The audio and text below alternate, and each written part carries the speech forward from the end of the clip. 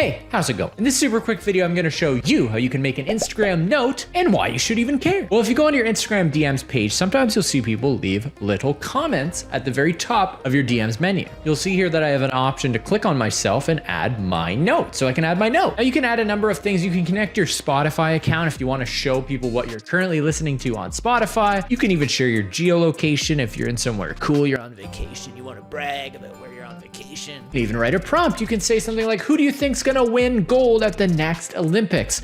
And then people can send you your prompts. It sort of gets the conversation moving. You can even leave a little soundless video note if you want. I can look at the camera, give a thumbs up like that.